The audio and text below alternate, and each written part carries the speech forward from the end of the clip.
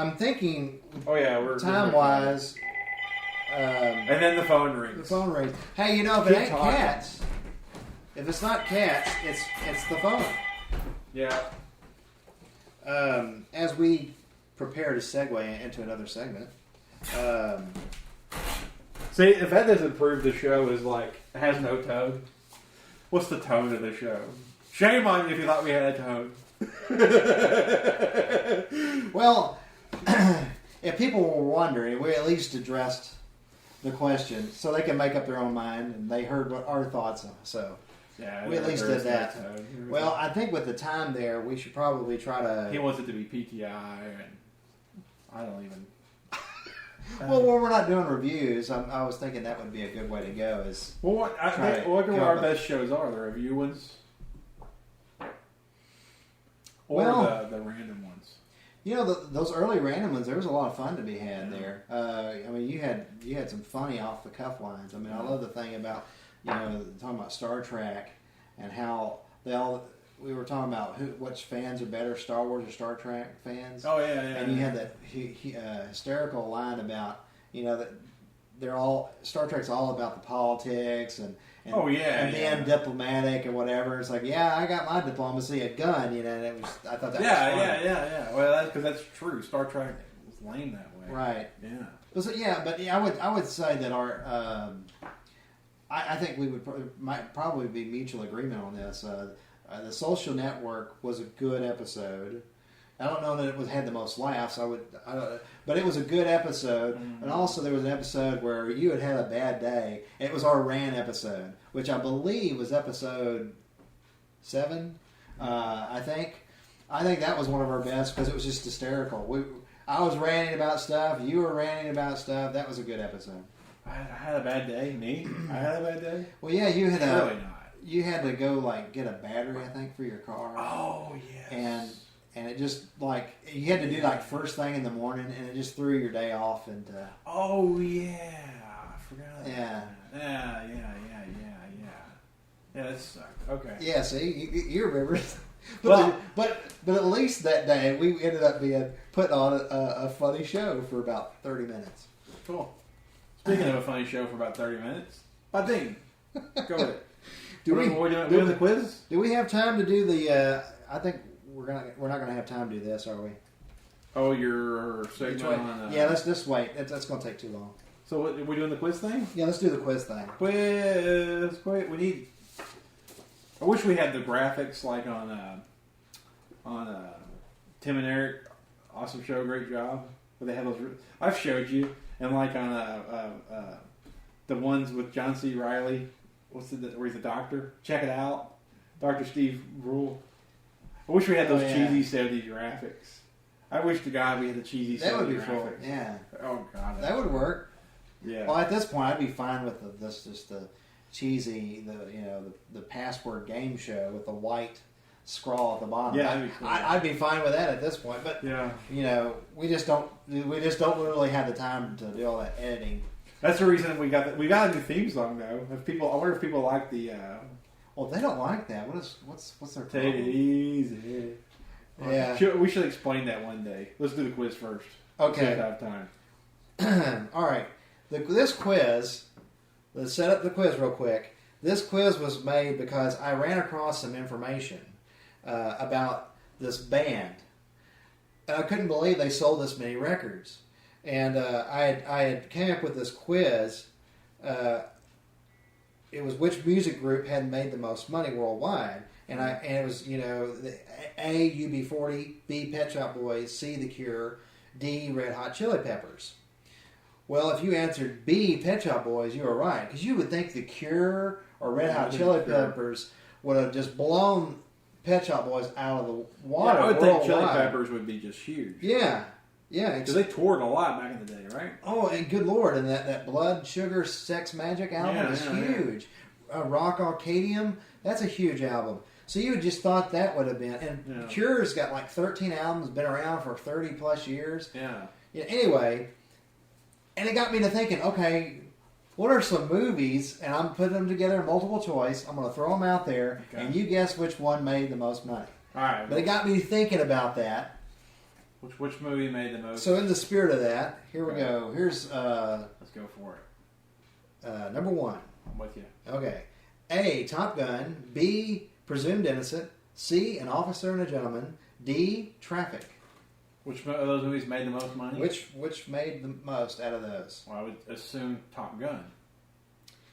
Well, I would have thought that too, but it's incorrect. Presumed Innocent. B. What did it make? 221 million. That's worldwide. That's worldwide. And Top Gun made 176 million. Wow. And it's only 4 years later, so it's not a big deal about There's- like yeah, inflation. or I made something. sure that I went through and Similar movies, same yeah, era. and tried to adjust for inflation. Yes. So Harrison Ford makes bank, dude.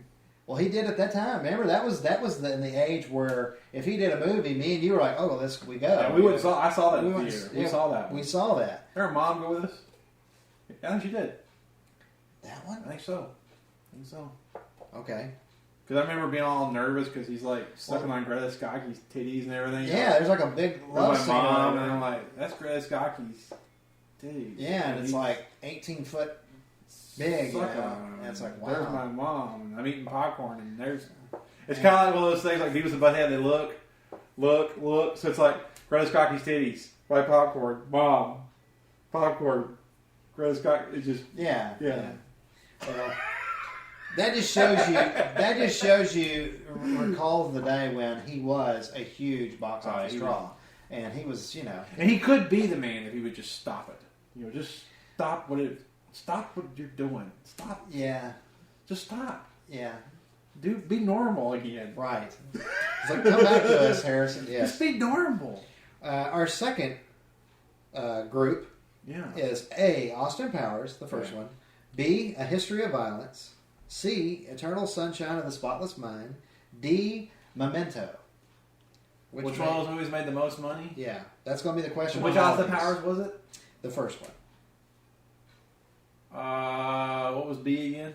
A History of Violence, Uh-huh. the Cronenberg movie. Yeah, I know. Eternal Sunshine of the Spotless Mind, C. And D is Memento. Which of those made the most money? Well, my gut says Austin Powers, but being that this quiz is the way it is, I'd probably be wrong. But I'll say Austin Powers. Well, that's incorrect. C, Eternal Sunshine of the Spotless Mind. Edged it out. 67. See, it made 72 million. Yeah, Austin Powers made 67. So it was close. Well, I know the second one was like. I remember the time when the second one came out. It was the biggest jump in money from a first one to a Yeah. second one because the second one blew up like huge. Oh, yeah. I think it's still the record. Yeah. Yeah. Number 3.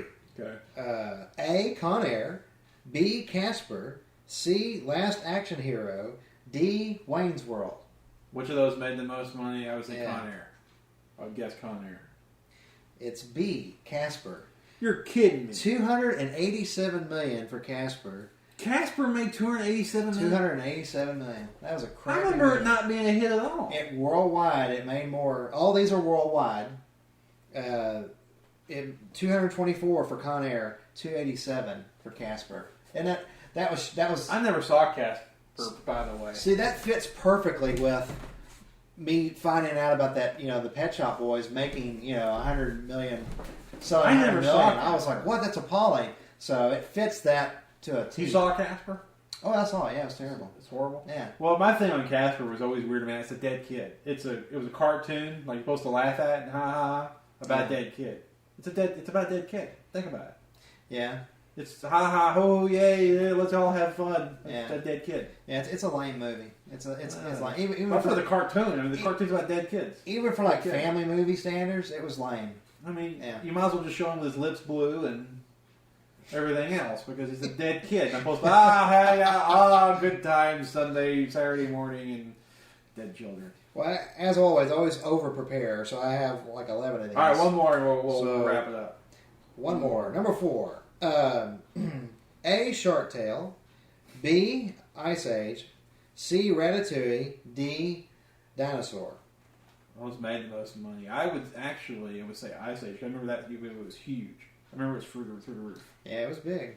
Okay, but But C, Ratatouille made the most. And that's like the Really? worst Pixar movie ever. $623 it million. would double. $383 million for Ice Age $623 million for Ratatouille. Think about that. worldwide. That is like I know. only 4 more and you'd have $1 billion. See, it fits this theme that you see that about Ratatouille, and it's so. Well, I liked it better than you did. Well, okay. It's okay. I mean, you hated it. I didn't care for it at all, and yeah, it and I was like, Ratatouille made more, and it was amazing how much it made over, stuff like Ice Age and. I remember Ice Age was like a big, huge because we went and saw. I took the kids to see that in the movies. In fact, let me see that list again. Let's see. Shark Tale, we didn't see the movies. We saw Ice Age in the movies. We saw Dinosaur at the movies. I saw that, yeah. And Ratatouille, I think we missed at the movies. I remember seeing Dinosaur at the movies because RJ was. You got time for one more? All right, one more. Number 5. A. Superman Returns. B. Kingdom of Heaven. C. Unbreakable. D. Wild Wild West. Oh, the Will Smith movie. Yeah. I was going to say Yul Brynner. That's Westworld. That's Westworld. Why would you go over the Yul Brynner movie? Okay, Yeah, Unbreakable, it made like Wild $50 Wild million. West. What was it again? Say it again. Superman Returns. Horrible. Kingdom of Heaven. B. C. Unbreakable. D. Wild Wild West. I'm gonna go out on a limb and say Unbreakable because I remember that made a whole lot of money. Even though it wasn't as good. It sucked, but it still made a whole lot of money. Well, it was number 2 on this list, but yeah, Superman Returns made the most. Yeah, $391 million. That's a terrible movie, sucks. which we've talked about recently. But yeah, I didn't care for that movie. We talked about it on the show, Superman Returns. Yeah, because we've been talking about casting for Lois Lane and Oh yeah, things like that. And I would mention that I wasn't a fan of that movie. Oh yeah, I don't know how you could be. How could you be? I mean, seriously, we ought to do a segment one day on movies. How could you be a fan of? I mean, remember that? I even though I don't like Remember the Titans, which for some reason has gotten blown up to be a thing. I know. It's not like I live to not like Remember the Titans, but it's got to be a thing for some reason because we did it once. Right.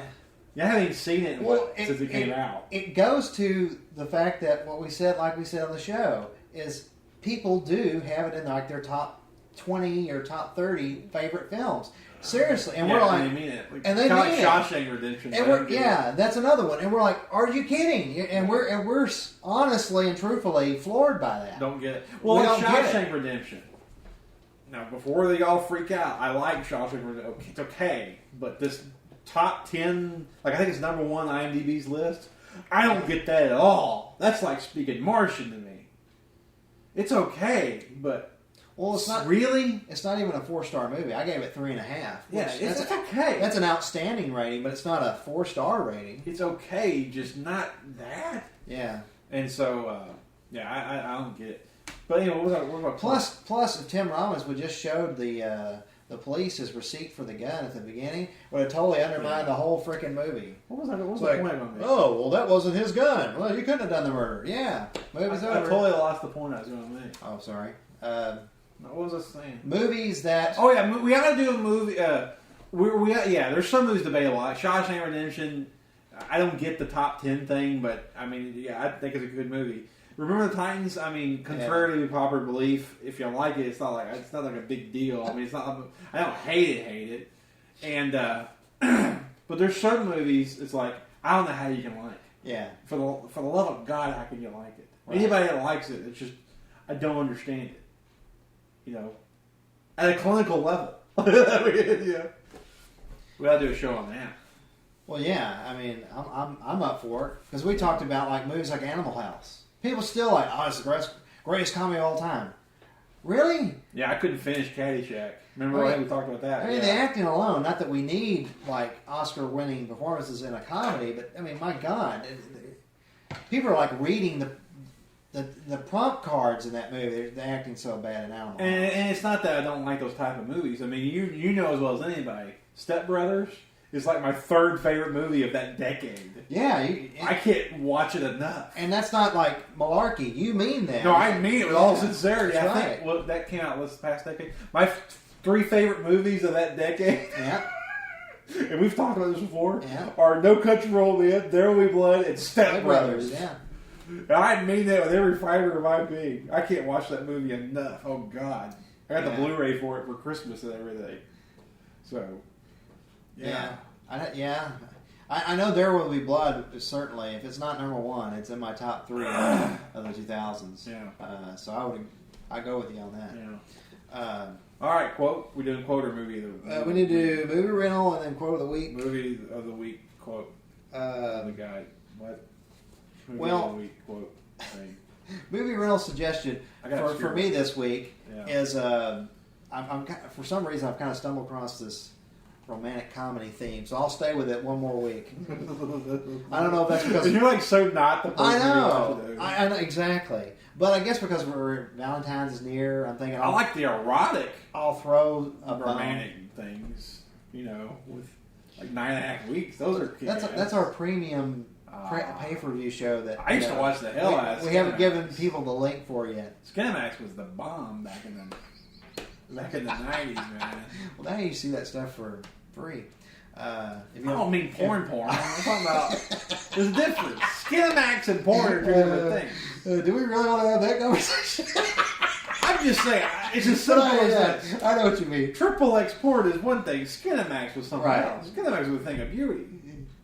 Well, yeah, one is about, There was just one where like this chick. One's about the boobage and the other is about titillation. Yeah, that's a nice way to put it. Yeah. Well, no, yeah, titillation, sure. Well, Triple X porn is about instant gratification. Right. Skinamax is about foreplay. Well, yeah, exactly. Anyway, there's this one, swear to God, the hot chick's grandma dies, and the next scene the guy comes over, and she starts crying, and he holds her. Next thing you know, they start going at it, right? And she's like crying as they're doing the deed. It's supposed to be all romantic and stuff. It's like, really? That's how you mourn grief? You screw it away? I thought it was awkward, but it was kind of cool. It was awkward but cool at the same time. That reminds me of those that Zalman King movie, Two Moon Junction. He's a genius, by the way. What's her name? Was it Sherilyn Fenn? Yeah. Every time she made love, she would always cry. That was the thing in that movie, and you're like, really? Yeah. So, all right, back to what's your romantic comedy? Now that people are like, that's way too much information. Yeah. Oh, I like it. I feel like even changing my movie reel suggestion now. I was going to say 500 Days of Summer. If you have not seen that yet, it is it's different. It's not your average garden variety romantic comedy. It has a lot more drama than you'd expect in a comedy, but still largely a romantic comedy. Yeah. But it's kind of it's not finding the one. When you go in a relationship, you're dating someone to find the one, the person you're going to marry. This one is kind of having an examination at kind of the fallacy of doing that, and kind of stressing the importance of self-worth and self-independence without necessarily being reliant on someone else to define you. Yeah. So those are kind of some of the themes you will see in 500 Days of Summer. Yeah. Also, you'll get a preview of director Mark Webb. He is going to be directing the reboot of Spider-Man. So that might be of interest to some of the film goers as well. Well, 500 Days of Summer is a very honest movie. I suggested one day that the John Cusack High Fidelity, remember? Yes. And I said it was because it's very honest about men's opinions, right, and about relationships. Well, this movie is too, but on a different perspective. John Cusack was kind of the sex-driven male. This guy is the romantic-driven male, right, and it's equally as honest because he does represent a facet of men that I know. I dare say you're probably more kin to this group. Oh, I am. Yeah, where you kind of idolize the romanticism of a relationship, sure. And that's what this character is all about. He's not really driven by sex; he's driven by the romanticism of it all. And it's so honest about the male opinion and point of view of that. Right. It might be one of the most, if not the most honest. Yeah, that's why I was so affected with it. Also, the score, the soundtrack rather, is really good too. So in the Han Solo scene. Yes, the Han Solo scene. That's all I'm going to say. The Han Solo scene is that's priceless. Oh my God! That is awesome. That was inspired. Yes, I enjoyed that. Yeah. So if you check out 500 Days of Summer, it's going to be a good time. Yeah. I would say, book in that with High Fidelity. You got yourself a total male. If you put those two movies together, you got something that pretty represents two different types of male. Romantic comedies with an edge. Yeah, you could put it that way. Yeah. All right, my what do we call it? Pick of the week. Yes. Is obscure, and you're gonna have a hard time finding it, but that's. But look for it. I don't know if you know about this movie. I watched it this week called Charlie Varick. Walter Matthau. It's a 70s movie. Varick. Varrick. It's a heist movie. But dude, it came out way back in the days, the 70s or late 60s or something. Don Siegel, who made Dirty Harry. Oh, he directed it. Okay. Yeah. Anyway, so many movies. No Country for Old Men, O's of the Dead, a lot of Tarantino type stuff, O's of the Dead. It's just, there's lots of seeds that you see in other movies. I think, not only they started there, but they're definitely represented in this movie. Awesome. It's basically about this guy robs a bank with his wife and his accomplice. The wife gets killed. Walter Matthau's wife, and I'm not giving anything away. It's in the beginning, so I'm not giving anything away. Right. She gets killed, and it's about their getaway. It turns out the money they stole inadvertently was the mom's, and now a mafia hitman is coming after them to get the money. Like kind of No Country for Old Men. Ah. So it has, lots of movies. The Coen brothers, Tarantino, a bunch of other filmmakers. Whether they know it or not, I don't know. I mean, I'm assuming they've seen this movie because they're so like-minded. Right. It's definitely, you can see that it was the beginning of some patterns. Well, it makes you wonder too if if that film was based off a novel and maybe. I think it was actually. And that novel might have been the same author, maybe. Might have been. I don't know. You just, yeah. I don't read. I don't know. But it is interesting. Sometimes you follow kind of the inspirational tree, and you'll find things kind of coming back to a film like that. That was. And it's a 7. If you watch it, it's not made like that. There's not like a million edits. The camera will just sit there, and the actors will act, which I'm a big fan of, by the way. But they kind of take it to a little too extreme, in my opinion, in this movie. But it's it's not the highest production value in the world. It's an old 70s movie, but it's a good one. If you're a casual movie observer, I'm not sure you're gonna dig it. If you're a hardcore movie guy like us, there's something there. Go check it out. Yeah. Well, like the French Connection. Well, the beauty of that movie was kind of the way it observed everything. Right. And so I'm sure that film kind of comes from that era of where it wasn't a million cuts. Oh, God. You actually got to view things and see things actually happen. Yeah. And you weren't looking at blurry images. You actually could tell what was going on. Yeah, you know exactly what happened to who in this movie. That's for sure. Cool. Old school. Well, quote of the week to wrap up today's show. Last week's was, "Explain to me. I need an explanation. What is the matter with you?"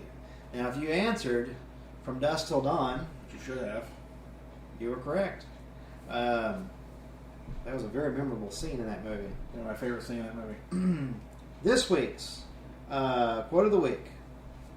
"We're the middle children of history, men. No purpose or place. We have no Great War, no Great Depression." Okay, ready? "We're the middle children of history, men. No purpose or place. We have no Great War, no Great Depression." This one may be a little tough, but yeah. Once I saw what it was, I was like, oh. It's from a very important scene in this movie. Yeah. That's about the biggest hint as I can give you. The modern classic is all I can say. But if you'll fixate on the part of the quote that is, "We're the middle history of children, men," think about that, and that'll help you get to where this get to the movie that I'm referring to. Yeah, it's almost like the Nirvana, meaning the group, not the spiritual place. It's almost like the Nirvana of movies. That movie. In that it was so influential to that generation, or well, it's from the same generation. Yeah. It speaks to a lot of the same topics. Oh, I get what you're saying. It's kind I'm trying not to give it away. Yeah. We're trying to talk in code here. Yeah. Okay. Well, we'll talk about it next week. Okay. All right. So go answer that. Go to Facebook page, the Incredible Host Facebook page, or email us at redseatelevision.com. That's Hoke at redseatelevision.com. Anything else to add? Go to redsea.com. Oh, yeah, redseat2.com. And watch Cowboy Lucky 1, 2, and 3, the first 3 episodes. The Gold Rush, That Damnable Guitar, and Stuck in Southside. Yes, check them out. Check them out. I urge you to do it. Encourage you. And you'll get to see my favorite episode so far. That's edited that he's seen. Yeah, was the third one, which was what was it called again? The third one, Stuck in Southside. Stuck in Southside. But with each one I add, I always like to have a new favorite. I'm like, oh, this is my favorite now. Yeah. And I edit next. Oh, I think this is my favorite now. Yeah. So it's kind of that's a good sign, right? Yeah, that's a good. Yeah. All right, with that. See ya.